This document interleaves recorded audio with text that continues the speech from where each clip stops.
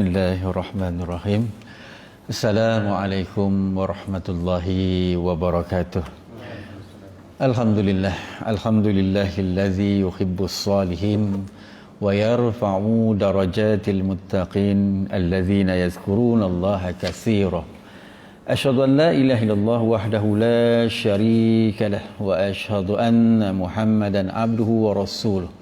Allahumma salli wa sallim wa barik ala abdika wa rasulika Muhammadin wa ala alihi wa sahbihi ajma'in. Subhanaka la ilma lana illa ma 'allamtana innaka antal alimul hakim. Rabbi shrah li sadri wa yassir li amri wa hlul 'uqdatam min lisani yafqahu qawli. Allahumma rzuqna mutaba'atan Nabi sallallahu alaihi wasallam awalan wal akhira wa zakhira wa batina wa qawlan wa fi'la wa ibadatan wa amalan salihah. Raditu billahi rabba wa bi islami dinah wa bi Muhammadin nabiyya wa rasulah. Amma ba'du. Alhamdulillah tuan-tuan tetamu Allah, kita panjatkan setinggi-tinggi kesyukuran kepada Allah SWT kerana hari ini dapat lagi kita duduk dalam majlis ilmu. Syukur pada Allah Ta'ala kerana kita masih lagi diizin oleh Allah Ta'ala dapat kita menunaikan solat fardu maghrib sebentar tadi. Moga-moga amalan kita ini, ketaatan kita kepada Allah Subhanahu Ta'ala ini, walau sekecil mana sekalipun dan walau sebesar mana sekalipun, ada catatan kebaikan di sisi Allah Subhanahu Ta'ala. Syukur Alhamdulillah kerana kita masih lagi dapat Islam dan iman. Syukur juga kepada Allah Ta'ala kerana kita masih dibagi kesihatan yang baik. Walaupun hari ni tuan-tuan kita sedia maklum kan, PKP ni kita tak boleh lari, nak bergerak pun susah, nak pergi kerja pun tak dapat pergi kerja. Sebahagian daripada kita bekerja di rumah dan sebagainya. Kalau ada urusan penting pun kena mendapat kebenaran dari pihak-pihak tertentu. Tapi walau apa sekalipun, yang pentingnya Allah bagi kesihatan yang baik. Juga syukur kita kepada Allah Ta'ala kerana kita masih dipilih oleh Allah Ta'ala di antara hamba-hambanya yang sentiasa mengingati dia dalam setiap ketika, dalam setiap saat.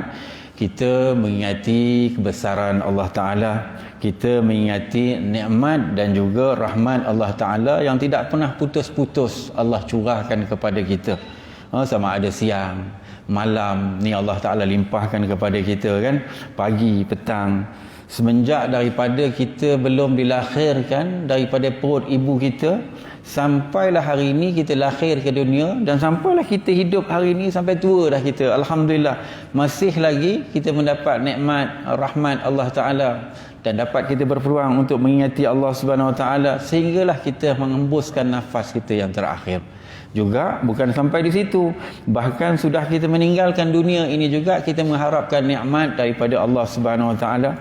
Kita mengharapkan rahmat daripada Allah Ta'ala yang pasti Allah akan curahkan kepada kita sebagai hamba dia yang beriman dan beramal soleh dan bertakwa kepada dia dan banyak mengingati Allah Subhanahu Wa Ta'ala. Moga-moga kita digolongkan dalam kalangan orang-orang yang dipelihara oleh Allah Subhanahu Wa Ta'ala. Baik tuan-tuan tetamu Allah, malam ni mari kita ambil sikit peringatan lah. Moga-moga peringatan di zaman-zaman PKP ni menguatkan lagi ketaatan kita untuk mentaati perintah Allah Subhanahu Wa Ta'ala. Hari ini saya membacakan kitab nasihat agama ni lah. Perkara hari ini kita nak bicara sikit perkara yang berkaitan dengan zikrullah, mengingati Allah Subhanahu Wa Ta'ala di dalam kehidupan kita ini. Ni perkara ni bukan senang tuan-tuan. Kadang-kadang kita terlalai juga nak mengingati Allah Ta'ala, sibuk dengan kehidupan dunia kita ni kan. Jadi kata penulis kitab ni, ketahuilah wahai saudara-saudaraku sekalian, katanya, moga-moga Allah Subhanahu Wa Ta'ala menggolongkan kami dan kamu sekalian ke dalam golongan orang yang banyak berzikir kepadanya. Makna kata kita tergolong dalam orang yang banyak mengingati Allah Subhanahu Wa Ta'ala, dan orang-orang yang tiada dilalaikan oleh harta dan anak pinak daripada zikir kepada Allah. Sebab orang yang lalai ini, dia akan melakukan sesuatu tanpa ketetilian dan tidak berfikir sesuatu jauh kesannya. Ini orang yang lalai. Dia buat sesuatu, kadang-kadang dia untung dekat situ saja. Yang ke depan tu kadang-kadang kesilapan berlaku dan sebagainya. Ada kesan buruk, dia tak ada fikir. Ini golongan orang yang lalai. Dan orang yang lalai ini dia tidak pernah mempedulikan sama ada bertepatan dengan hak dunia dan juga bertepatan dengan hak akhirat. Mereka ini golongan yang hanya memikirkan dunia tanpa memikirkan kehidupan akhirat yang kekal abadi. Itulah kehidupan kita kekal abadi. Yang akhirat nanti kita bertemu dengan Allah Ta'ala. Maka beruntunglah orang yang banyak mengingati Allah Subhanahu Wa Ta'ala. Dan bahawasanya kata penulis kitab ni, berzikir kepada Allah itu dikira sebagai perkara yang mulia dan amat besar faedahnya. Ibadah yang paling utama dan jalan mendekatkan diri kepada Allah Subhanahu Wa Ta'ala. Dan mengingati Allah Ta'ala ni memang Allah sebut kepada kita supaya kita taat. Ingat Allah dalam kehidupan seharian kita. Fazkuruni azkurkum washkuruli wala takfur. Allah pesan pada kita. Maka berzikirlah kamu mengingati kepadaku, kata Allah Ta'ala. Nescaya aku, Allah akan mengingati kamu sekalian. Dan bersyukurlah kamu kepadaku dan jangan kamu mengkufuri aku. Ini pesan daripada Allah Subhanahu Wa Ta'ala kepada kita, tuan-tuan. Kita minta bantuan, jangan minta daripada makhluk. Doa Allah Ta'ala dulu, nanti Allah utuskan makhluk kepada kita memudahkan urusan kita. Jangan kita berdoa kepada makhluk dan sebagainya. Kita minta bantuan sesuatu, jangan minta pada orang mati. Ini ingat Allah dulu, sebab orang mati tak boleh buat apa-apa kat kita. Masya Allah, dia dah meninggal kan. Ini contoh, tuan-tuan. Kita amalan, jangan kita mengikut. Kadang-kadang ada satu perkara, ada perkara dalam kehidupan kita, ada sebahagian daripada masyarakat banyak mengikut adat daripada mengikut hukum yang ditetapkan oleh Allah Subhanahu Wa Ta'ala. Ini pesan oleh Allah Ta'ala. Juga dalam satu ayat yang lain Allah Ta'ala sebut pada kita dalam suratul Ahzab. Allah beritahu, ya ayyuhallazina amanu zkurullaha katsikuran katsira. Wahai orang-orang yang beriman, kata Allah Ta'ala, maka berzikirlah, yakni ingatlah kamu kepada Allah sebanyak-banyaknya dan bertasbihlah kepadanya setiap pagi dan petang. Allah suruh kita celik daripada mata kita pagi-pagi, sebab tu kita bangun pagi kan. Kita pun baca alhamdulillahillazi ahyana ba'dama amatahu wa ilaihin nusyur. Ya Allah, ya Tuhanku Maha Suci Engkau, ya Allah yang tadi dah matikan aku, hidupkan aku balik. Dapat balik kita tengok dunia ni. Allah pesan pada kita, tuan-tuan. Sebab tu hidup ni kita dalam apa perkara yang kita buat, sama ada benda itu yang berkaitan dengan urusan dunia, pastikan urusan itu ada kaitan, nanti ada balasannya kita untuk akhirat. Sebab kita mengingati Allah dalam kita melaksanakan sesuatu.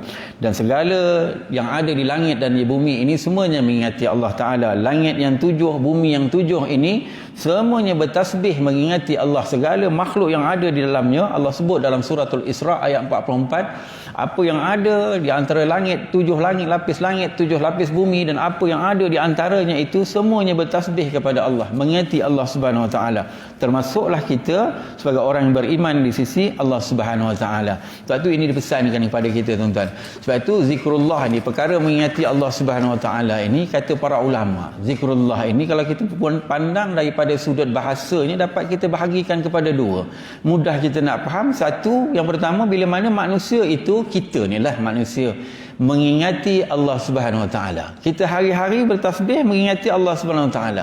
Sebab kita hamba, dia khalik kita, dia Tuhan. Jadi kita kena ingat dia. Macam kita dengan mak ayah kita lah. Kalau kita lupa dengan mak ayah kita, siapa yang rugi? Kita yang rugi. Mak ayah kita macam itulah dia, kan?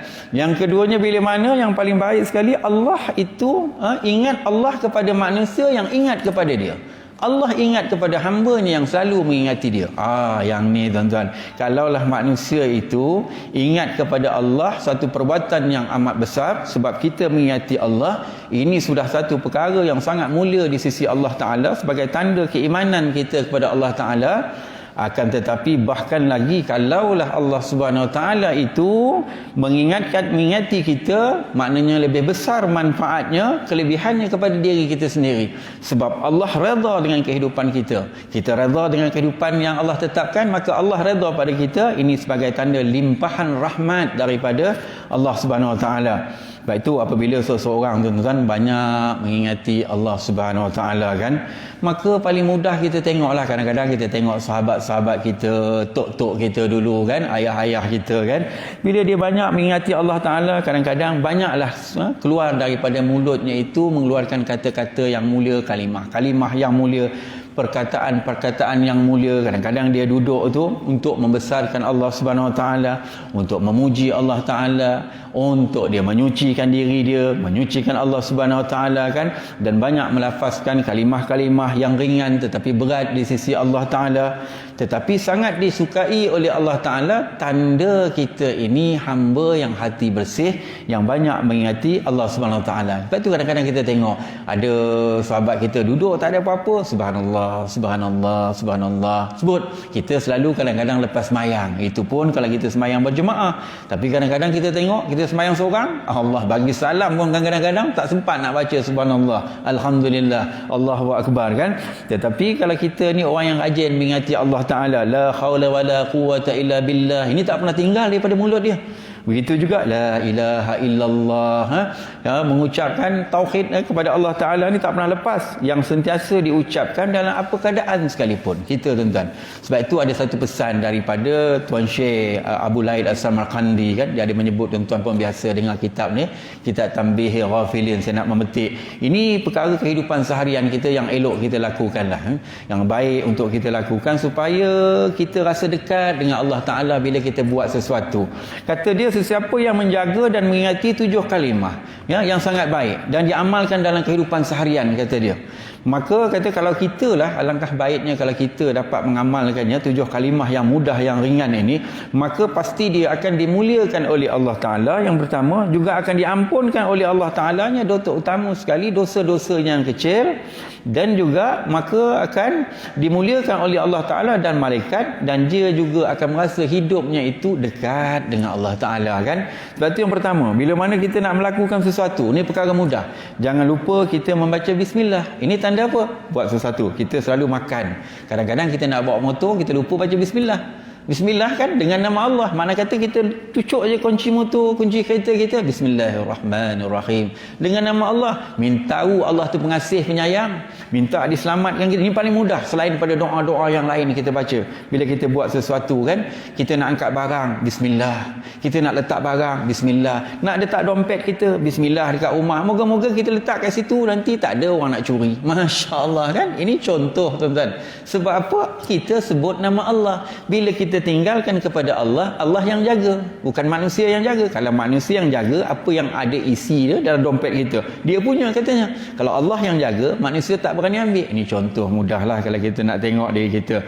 Begitu juga kita nak tengok perkara yang mudah yang kedua, bila mana kita selesai satu pekerja, jangan lupa pekerjaan yang kita buat di pejabat, di rumah, kita masak, lepas kita mengemas rumah, kalau kakak-kakak, isteri kan, jangan lupa alhamdulillah, segala puji bagi Allah, sebab dia bagi kita kudrat, dia bagi kita upaya untuk melakukan sesuatu dengan izin dia. Segala puji bagi Allah. Lepas kita masak untuk anak-anak kita, kakak-kakak kat rumah kan, alhamdulillah. Kita suami begitu juga, lepas kita kemas, tolong isteri kita sapu sampah kat luar rumah, kalau yang ada lah kan, maka alhamdulillah. Apa juga kita buat kerja, jangan lepas daripada menyebut alhamdulillah.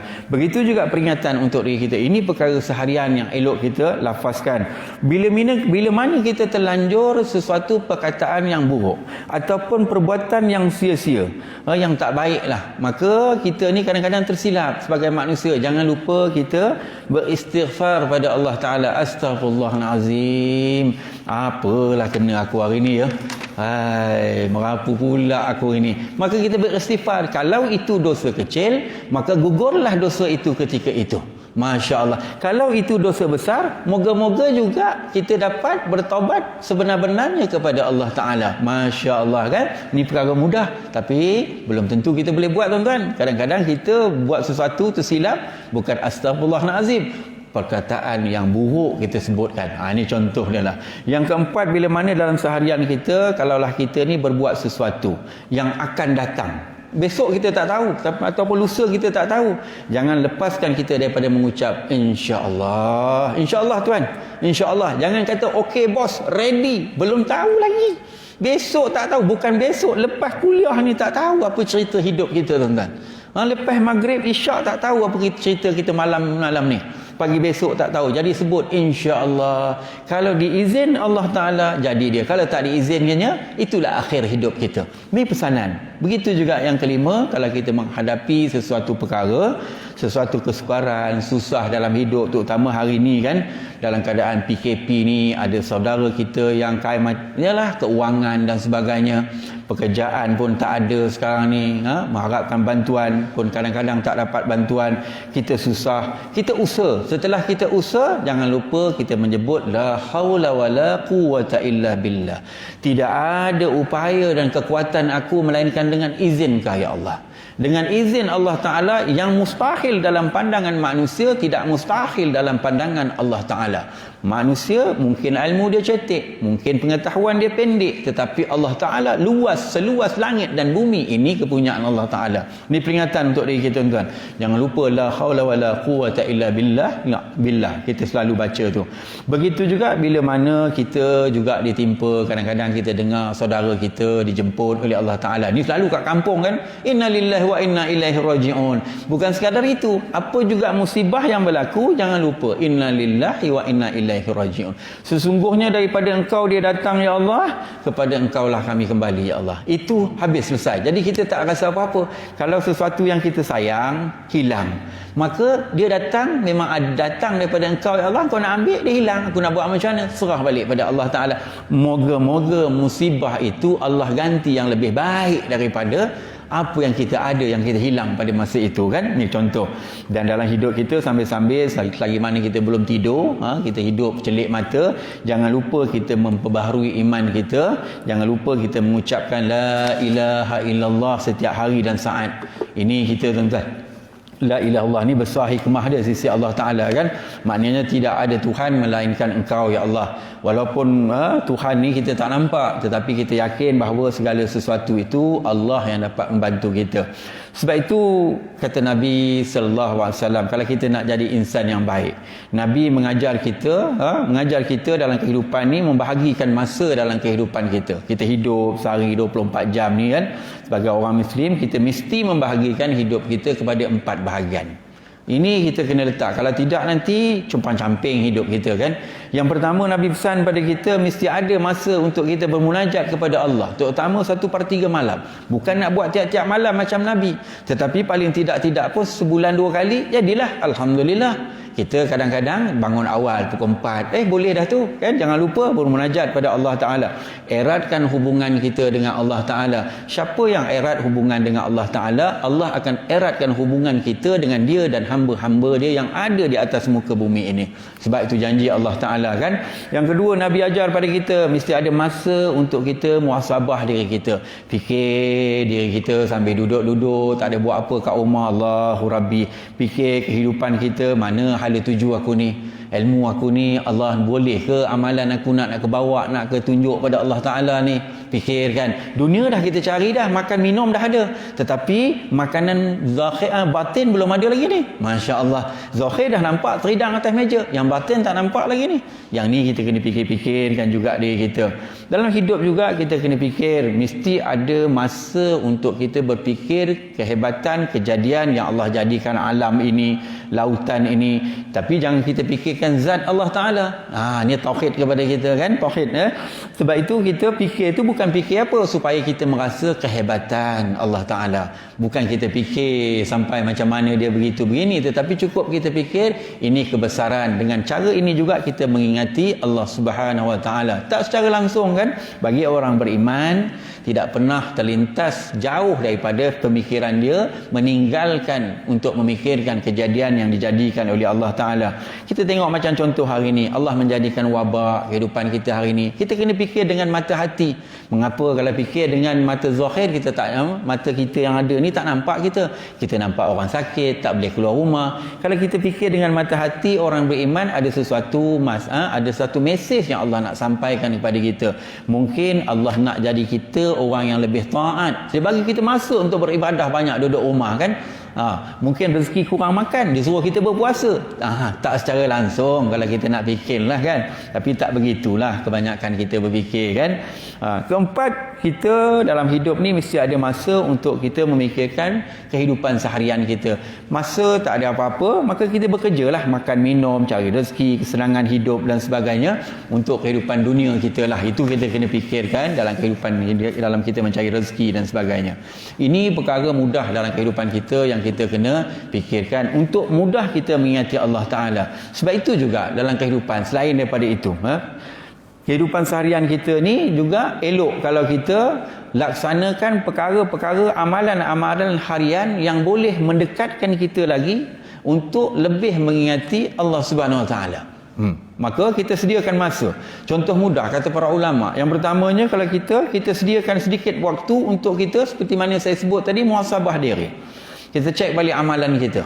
Kita letaklah satu hari lepas solat subuh ke, lepas solat asar ke, kita nak cek apa hari ni kita dekat ke jauh dengan Allah Ta'ala siang tadi. Ni satu. Yang keduanya, dalam kehidupan kita ini, amalkan untuk kita dekat dengan Allah Ta'ala supaya kita dapat rahmatan Allah Ta'ala. Kita sebelum tidur amalkan berwuduk. Berwuduk, ataupun kalau boleh setiap ketika hidup kita ni berwuduk kita. Wuduk ni tuan-tuan, di wuduk ni bukan air jampi. Dia bukan macam kita pergi ke perubatan Islam minta air untuk diruqyah, atau setengah orang jumpa bomoh minta air penawar berkata kan. Bukan. Tetapi air wuduk ini, wuduk adalah air yang penuh barakah. Kita bersuci kerana Allah, bersuci kerana Allah. Juga air wuduk ini adalah penggugur segala dosa. Bila dosa-dosa kita, terutama dosa-dosa kecil kita jatuh, maka mudah untuk kita ingat Allah. Itu tujuan dia. Sebab kita selalu berwuduk. Kalau kita nak contoh mudahlah, kalau kita nampak sesuatu, nak ambil barang orang, kita teringat Allah, aku tadi berwuduk. Sampai hati tak kita nak ambil? Kalau ambil juga ada sesuatu yang tak kena lah diri kita kan. Sebab kita sudah menjadi amalan kehidupan kita berwuduk kan hari-hari. Kalau tak boleh ambil 3 kali, 3 kali itu sunat. Ambil sekali, basuh muka sekali, basuh tangan sekali, basuh kepala sekali, basuh kaki sekali. Senang. Lepas itu kita pun tidur, ataupun lepas itu kita buat kerja kalau di siang hari. Amalkan kita berwuduk setiap hari. Sama ada kita nak solat ke tak solat ke, ini amalan. Kalau dulu kita masa muda-muda, umur 25, 28, 30, tak buat benda ni. Tetapi kalau kita dah sampai peringkat macam umur saya dah setengah abad kan, mungkin juga abang-abang kita, tuan-tuan haji kita, apa lagi kita nak cari? Dunia dah kita cari dah, alhamdulillah, berjuta dah kita simpan dah, harta dah ada, rumah dah ada, anak pun dah besar. Jadi kita cari jalan untuk kita dekat mengingati Allah Subhanahu Wa Taala. Ni antaranya. Juga diajar para ulama kepada kita dalam hidup seharian kita ini, kita pastikanlah, amalkanlah solat di awal waktu.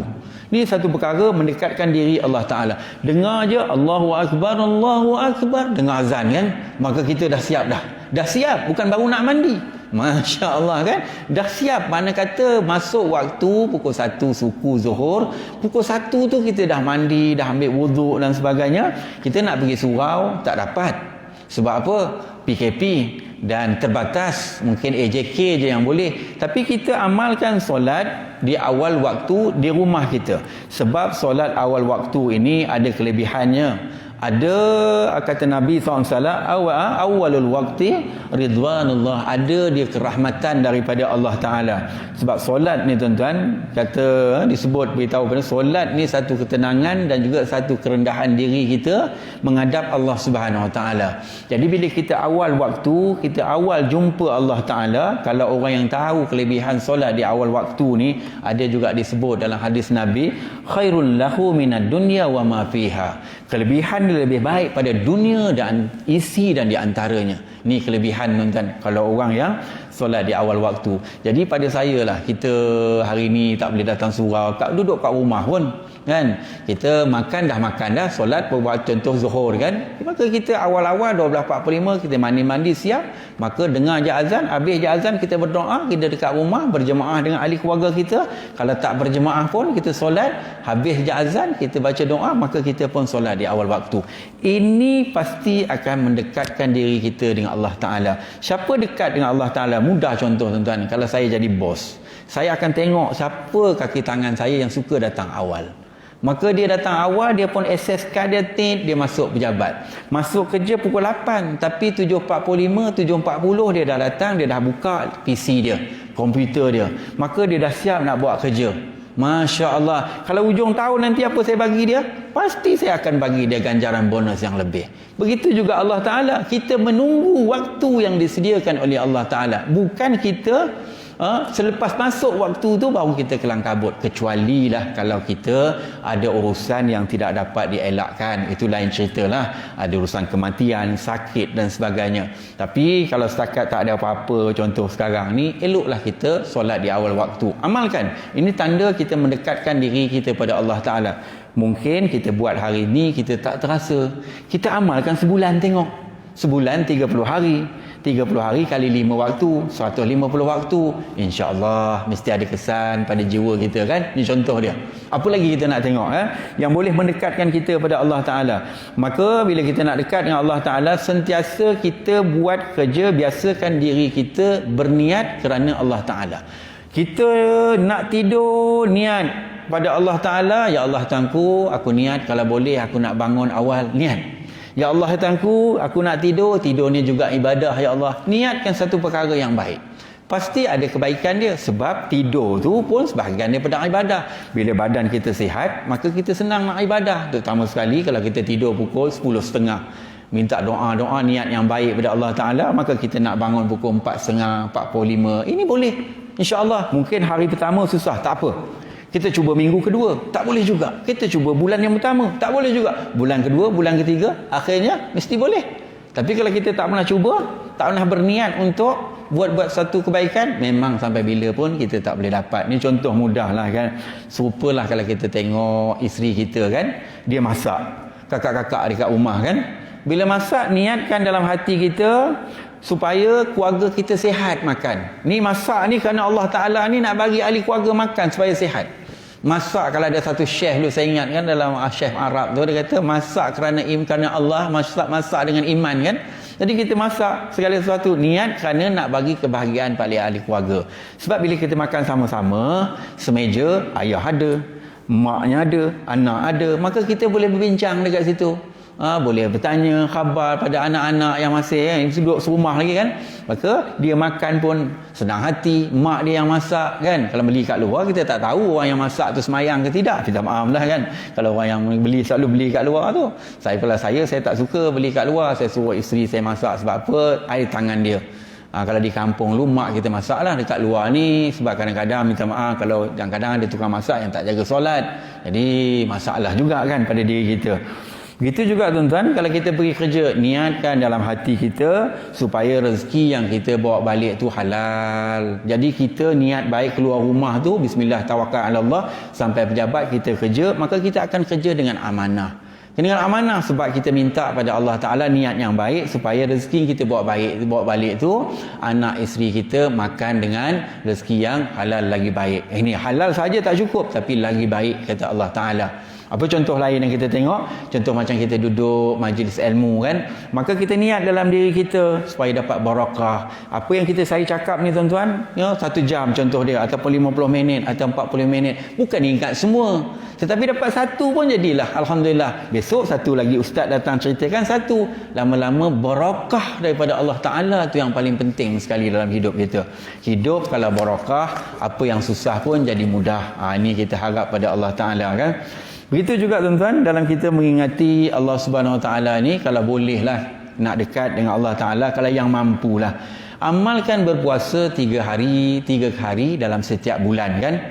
Setiap bulan kan, sebab puasa ni tuan-tuan boleh merendahkan nafsu kita.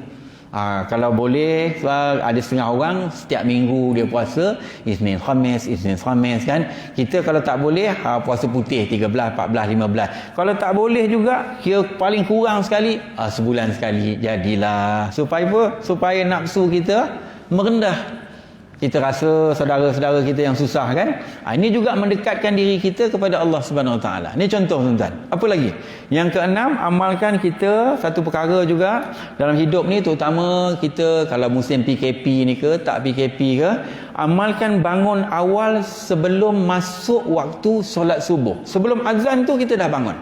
Jangan azan baru bangun, ataupun azan dah berlalu setengah jam baru bangun. Masya Allah, itu anak kita. Anak kita kan. Kalau kita anak bangun 6.30, ayah bangun 6.30, kita pun tak tahu mana anak mana ayah. Masya Allah kan. Kena ada beza. Kalau anak bangun 6.30, dia baru umur 17, baru balik 2 tahun kan. Kita umur 57, takkan nak bangun juga 6.30. Kita kena bangun 5.30. awal masuk waktu pukul 6. Barulah betul kan? Ni contoh tuan. Bangun sebelum azan kalau boleh kita dirikan solat pagi hari kan, rakaatul fajr khairun minad dunya wa ma fiha. Solat 2 rakaat fajar itu pagi itu kan, kita lebih baik isinya, lebih baik daripada dunia dan seisinya kan. Ini kelebihan pada kita lah. Sebab bangun sebelum azan, nanti kalau kita bangun awal, maka setidak-tidaknya kalau kita kata masuk waktu subuh 6 pagi, maka kita bangun pukul 5, kita boleh buat solat tahajud. Masya Allah kan. Kalau ada hajat, itulah pagi itu kita berdoa sunyi lagi kan, kita solat hajat. Boleh juga kita minta pada Allah Ta'ala. Kalau ada masa lagi, kita zikir, kita baca Quran sikit.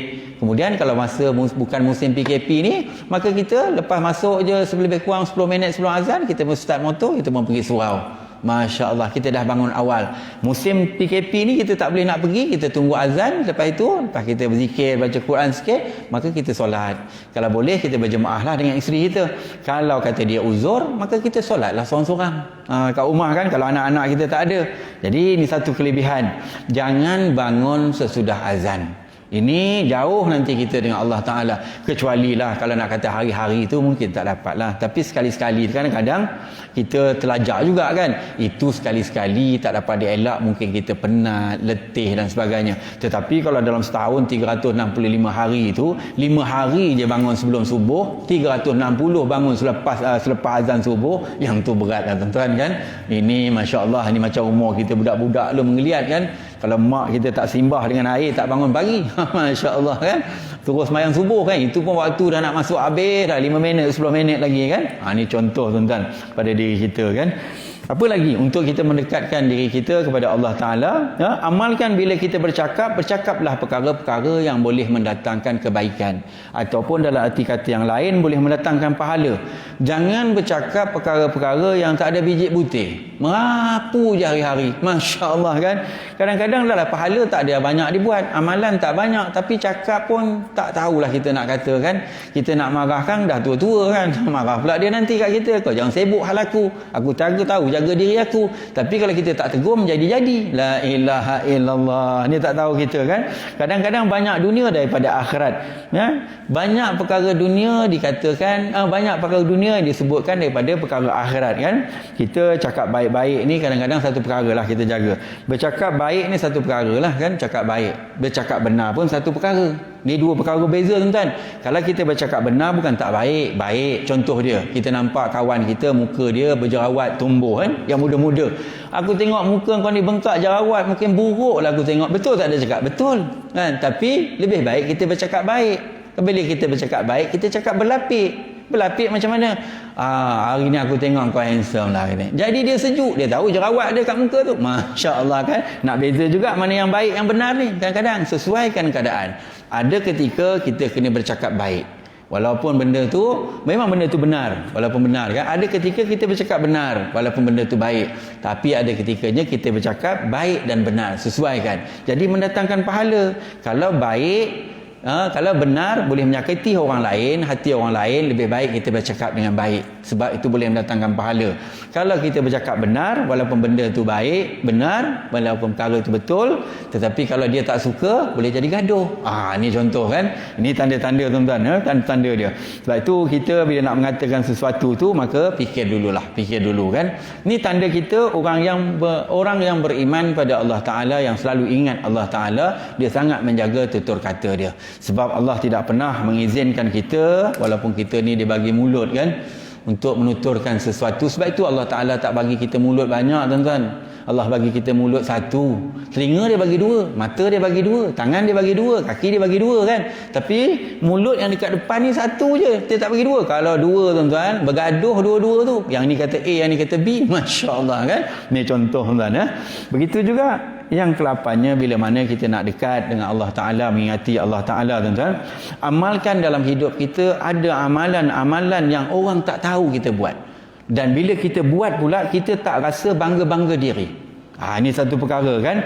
Contohnya kita lepas solat, baguslah kita lepas solat berjemaah, berzikir dan sebagainya. Seandainya kita ini kadang-kadang solat di rumah, zaman PKP ni kan, di rumah, amalkan dalam hidup kita ada zikir-zikir amalan yang kita yang mengikut warid daripada Nabi SAW, amalan yang kita amalkan dalam kehidupan kita. Ni kita pilihlah banyak. Ada orang dia baca subhanallah al-azim, subhanallah wa bihamdi, macam-macam ada. Dia pilih satu. Ini semua ada kelebihan dia. Ada setengah orang dia suka bertahlil la ilaha illallah, la ilaha illallah. Hari-hari lepas semayang 100 kali. Habis saat semayang dia pun doa, dia bangun tak ada cerita. Orang pun tak tahu. Allah saja yang tahu. Jadi ini dekat hati kita dengan Allah Taala. Kan? Selain solat, semua orang solat tuan-tuan. Saya solat, tuan-tuan solat, tetapi dari segi yang sunat ini, sunat tak ada siapa yang pernah suruh kita. Yang wajib Allah Taala dah wajibkan pada kita.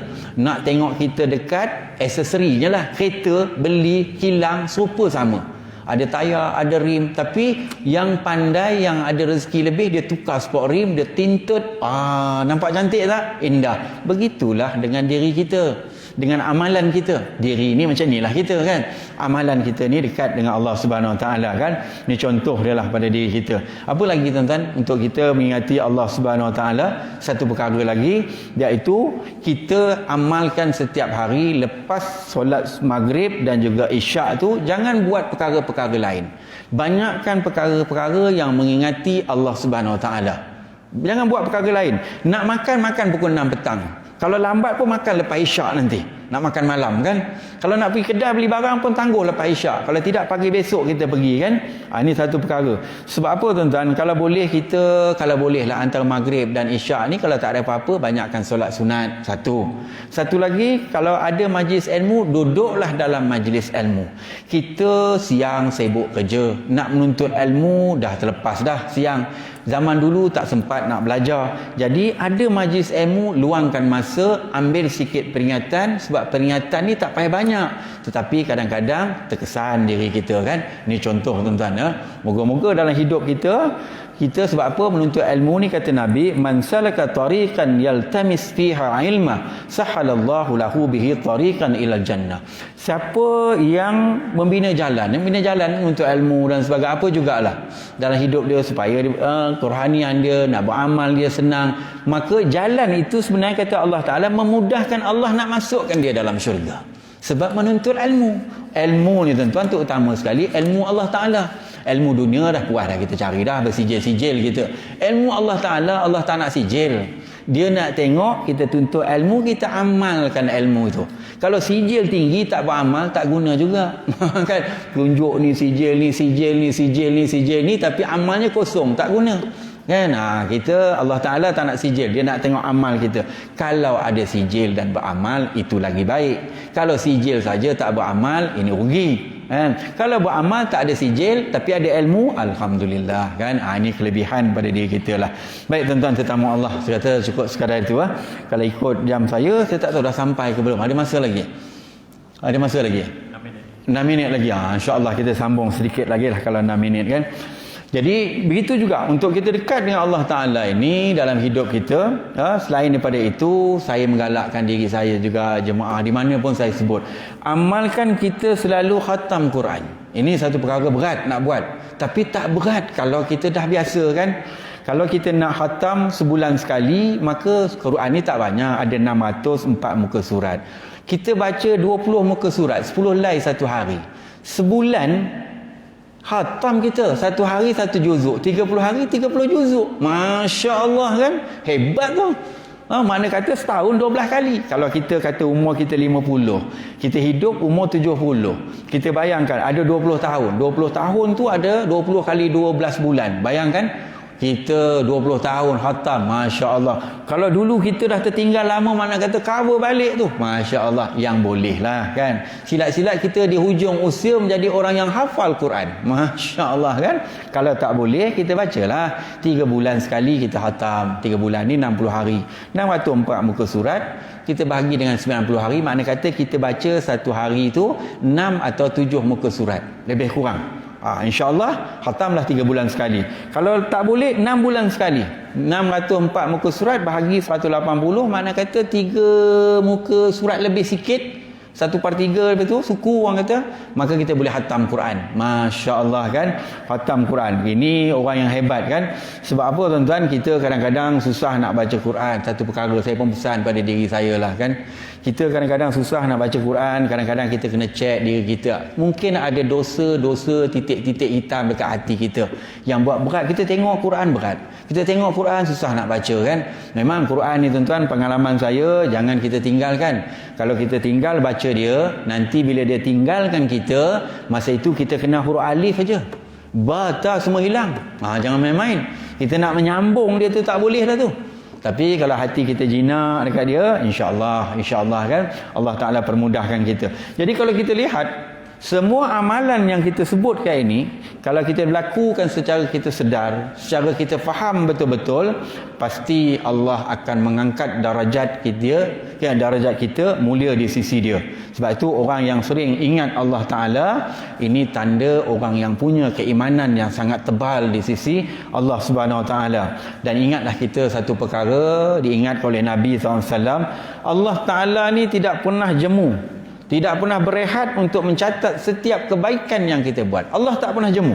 Apa juga kita buat, yang besar atau yang kecil, sehingga kita merasa jemu nak melaksanakan ibadah kepada Allah Ta'ala. Allah tak jemu, tapi kita pula yang jemu. Jadi kalau boleh, kita letak diri kita pun tak jemu juga nak beribadah kepada Allah Ta'ala. Ibadah ni banyak, bukan solat saja. Apa sahaja juga termasuk kehidupan kita ni semua ibadah kan. Sebab itu kita tuan-tuan, kalaulah manusia ni tak nak beriman pada Allah Ta'ala, tak nak mengingati Allah Ta'ala dalam hidup, tak nak beribadah, kurang ibadahnya, hambanya, dia tahu Allah tu Maha Esa tapi dia tak nak beribadah pada Allah Ta'ala, Allah tidak pernah rugi pada dalam kerajaan Allah Ta'ala. Tetapi yang paling takut sekali, kita yang rugi dalam kehidupan kita. Walaupun Allah limpah kita rezeki, Allah limpah kita rezeki, kalau kita tak mengingati Allah Ta'ala, makan minum Allah bagi. Orang kafir tak pernah ingat Allah Ta'ala, kaya-kaya dia. Tetapi berbeza tuan-tuan, bila Allah limpahkan rezeki, tetapi yang paling kita takut, Allah tak limpahkan kerahmatan dia kepada kita. Ketenangan itu Allah angkat, Allah campakkan rasa sengsara, rasa khawatir dalam hidup, takut gelisah, takut miskin, hilang sesuatu, rasa macam dunia dah habis. Masya Allah. Tetapi bagi orang beriman, selalu ingat Allah Ta'ala, sesuatu perkara semua datang dari Allah, Allah pinjamkan pada kita. Ini kita ingat rezeki serupalah kan. Sebab kita paling takut sekali tuan-tuan, bila hilang kebahagiaan, hilang rasa nikmat kita dalam hidup ini, maka yang paling takut Allah gantikan hidup kita selalu kekhawatiran. Khawatir selalu kan. Kena berlaku ni takut, buat ni takut, mati takut. Orang bukan orang beriman ni kan. Apa ni nak pergi sana takut, nak buat ni takut, semua dia takut kan. Kita orang beriman yakin segala sesuatu kalau tak diizinkan Allah Ta'ala berlaku, tidak akan berlaku. Tetapi kalau diizinkannya sesuatu berlaku, kita duduk dekat mana pun akan berlaku. Ini kita yakin orang beriman pada Allah Ta'ala. Baik tuan-tuan, tetamu Allah, saya cukup sekarang itulah. Kalau sambung panjang lagi insya-Allah kan. Jadi syukur pada Allah Subhanahu Ta'ala. Moga-moga Allah pelihara kita, terutama zaman-zaman PKP ni, jauhkan kita dari wabak penyakit. Moga Allah jauhkan kita daripada segala sengsara yang ada. Yang tak ada kerja, yang tak ada rezeki, Allah tarik sebentar ni, sabarlah kita. Mungkin satu hari nanti Allah ganti balik lah. Moga-moga nanti Allah lipat gandakan dengan atas kesabaran kita lah ya. Baik, auzubillahi minasyaitanirrajim. Bismillahirrahmanirrahim. Alhamdulillahirabbil alamin, wassalatu wassalamu ala asyrafil anbiya'i wal mursalin wa ala alihi washabbihi ajma'in. Allahumma habib ilaina al-iman wa zayyinhu fi qulubina wa qahri ilaina al-kufra wal fusuq wal isyan waj'alna minar rasyidin. Allahumma inna na'udzubika minal baras wal junun wal khuzam wa min sayyi'il asqam. Sallallahu ala Sayyidina Muhammadin wa ala alihi wa sahbihi wa barik wasallam walhamdulillahi rabbil alamin. Assalamualaikum warahmatullahi wabarakatuh.